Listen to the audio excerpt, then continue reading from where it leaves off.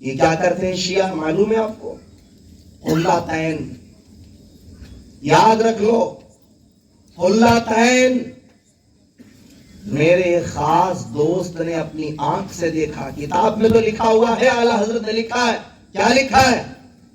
شیعوں کے یہاں جب کوئی مرتا ہے تو یہ کیا کرتے ہیں؟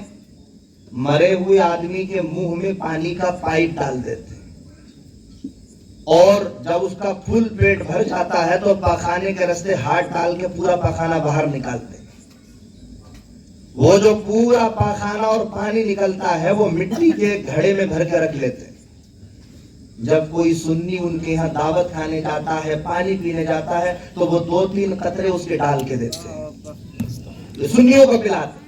اعلیٰ حضرت نے لکھا فتح و رضویہ میں احکام شریعت میں کہ میں گارنٹی دیتا ہوں اہل سنت کو وہ ضرور یہ گندی چیز کھلائیں گے پھلائیں گے، اس لیے کہ ایمان ایک نور ہے، اور جب نور دل میں ہو تو بد مذہبیت کو ہم قبول نہیں کر سکتے۔ ہمارے خاص دوست نے اپنی آنکھ سے دیکھا، وہ مینار بنانے کا کام کرتا ہے، مسجد میں جو مینار بنتے ہیں نا وہ مینار بنانے کا کام کرتا ہے۔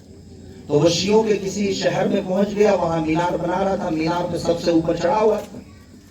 وہیں اسی دوران کسی شیعہ کا انتقال ہو گیا، شیعہ لوگ اس کو نہلا رہے تھے اپنے مردے کو، مینار پہ چڑھ کے دیکھ رہا تھا۔ تو انہوں نے کیا شیعوں نے مردے کے منہ میں پائپ ڈالا، اور جب اس کا پیٹ پھل ہو گیا تو پخانے کے راستے سے ہاتھ ڈال کے پورا پخانہ باہر نکال کے اس کو گھر کے رکھ لیا۔ یہ خود اس شخص نے اپنی آنکھ سے مینار پہ چڑھ کے دیکھا، مسجد کے مینار۔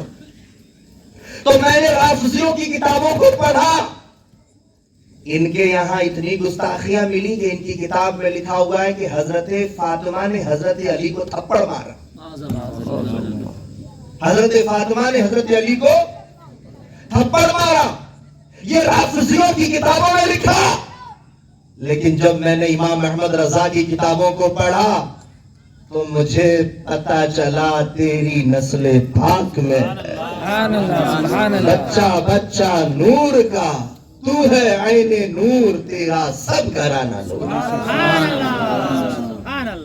تو مجھے جب کافروں کی کتابوں کو پڑھنے کا شوق ہوا تو میں نے رگ وید اور مہابھارت میں پڑھا کہ اندر جی نے بہت سارے ویشیوں کو قتل کر کے ان کا مال چھین لیا، مال چھین کے اپنے ششیوں میں اپنے شاگردوں میں تقسیم کر دیا۔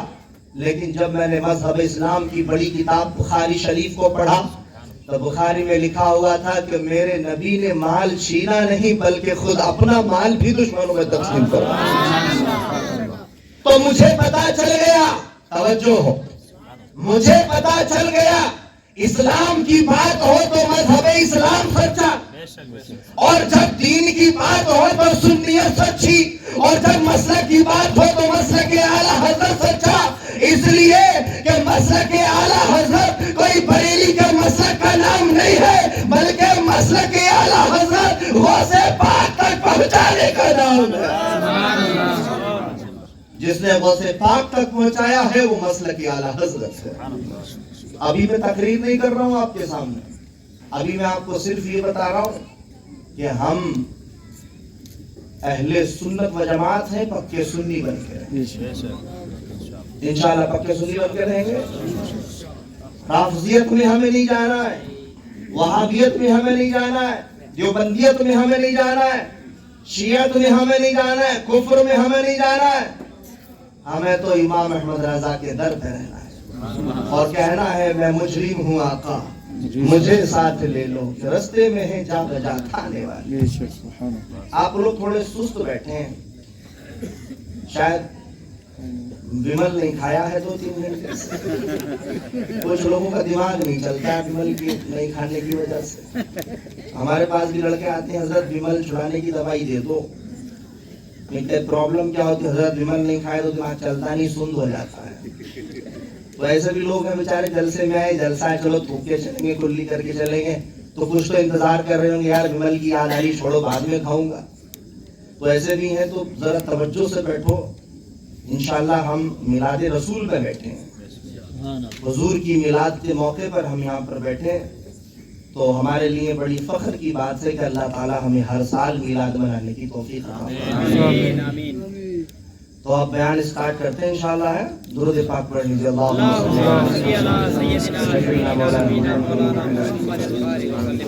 صلاۃ و سلام علیک یا رسول اللہ.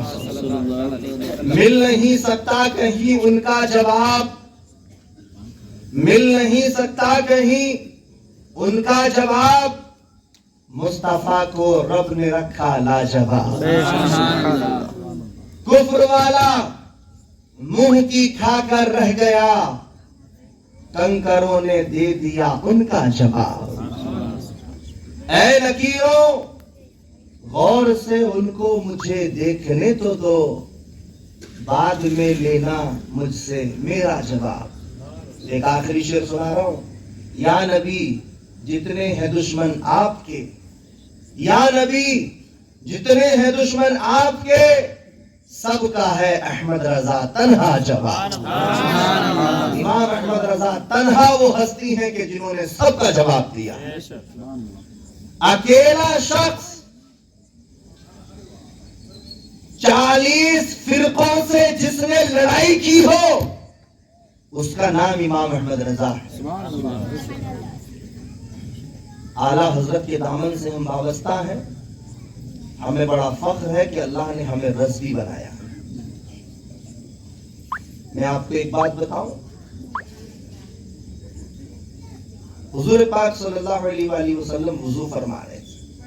کیا فرما رہے تھے؟ وضو فرما رہے تھے.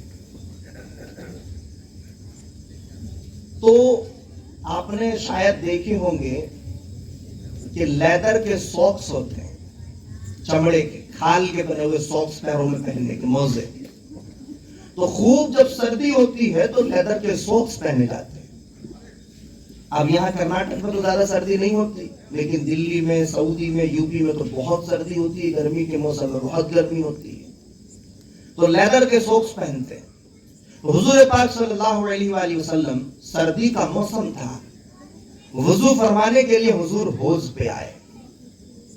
حضور اپنے ساکس کو نکال دیے, خفین شریفین کو حضور نکال دیے. حضور وضو کرنے بیٹھ گئے. اچانک سے ایک سانپ حضور کے موزے کے اندر چلا گیا. ساکس کو کیا بولتے ہیں؟ موزہ. ایک سانپ حضور کے موزے میں چلا گیا. حضور صلی اللہ علیہ وآلہ وسلم نے اپنا موزہ اٹھائے, ایک موزہ پہن لیے جس میں سانپ تھا. جب اس موزے کو اٹھائے پہننے کے لیے تو ایک پرندہ آیا. توجہ فرمائیں, ایک پرندہ آیا.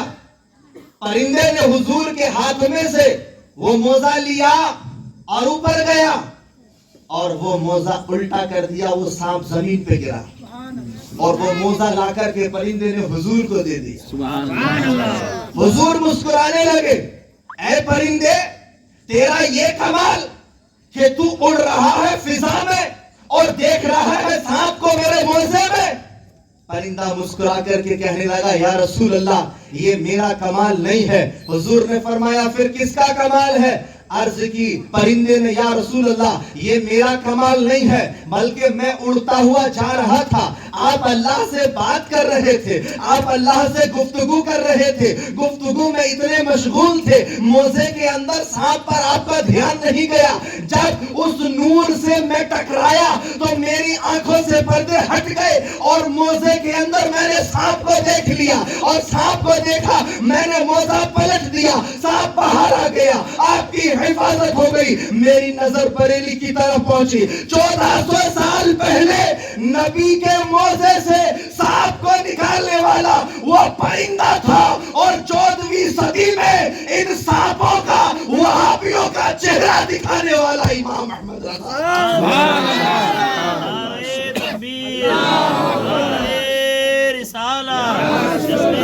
میلاد النبی, اعلیٰ حضرت, اعلی حضرت, رسالت.